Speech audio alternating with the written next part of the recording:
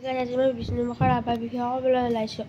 বিষ্ণুপ্ৰসাদ ৰাভা অসমৰ এগৰাকী মহান ব্যক্তি আছিল। তেখেতৰ 1909 চনৰ 31 জানুৱাৰী তাৰিখে ঢাকাত জন্ম হৈছিল। তেখেতৰ পিতৃৰ নাম আছিল গোপাল ৰাভা আৰু মাতৃৰ নাম আছিল গেঠি ৰাভা। বিষ্ণুপ্ৰসাদ ৰাভাই প্ৰাথমিক শিক্ষা ঢাকাত, হাইস্কুলীয়া শিক্ষা তেজপুৰ আৰু কলেজীয়া শিক্ষা কলিকতাত গ্ৰহণ কৰিছিল। বিষ্ণুপ্ৰসাদ ৰাভা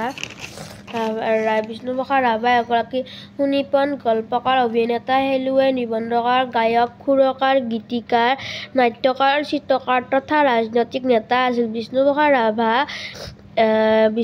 ৰাভাই 1939 চনত কাশীৰ হিন্দু বিশ্ববিদ্যালয়ত 108 দিন নৃত্য কৰি অভিলেখ গঢ়িছিল। তেখেতৰ নটৰাজ নৃত্য বিমুগ্ধ হয় আৰু ৰাভাদেৱৰ সংস্কৃত বৰঙণিলৈ সন্মান জনাই সেই সময়ত হিন্দু বিশ্ববিদ্যালয়ৰ উপাচাৰ্য ড সৰ্বপল্লী ৰাধাকৃষ্ণনে তেখেতক কলাগুৰু উপাধি প্ৰদান কৰিছিল। বিষ্ণুপ্ৰসাদ ৰাভাই বহুতো গীত ৰচনা কৰিছিল আৰু সেই গীতসমূহ ৰাভা সংগীত বুলি জনা যায়। এই মহান ব্যক্তিগৰাকী 1969 চনৰ 20 জুন তাৰিখে কৰ্কট ৰোগত আক্ৰান্ত হৈ তেজপুৰত মৃত্যু হয়। তেওঁৰ মৃত্যুৰ দিনটো ৰাভা দিৱস হিচাপে পালন কৰা হয়। নমস্কাৰ।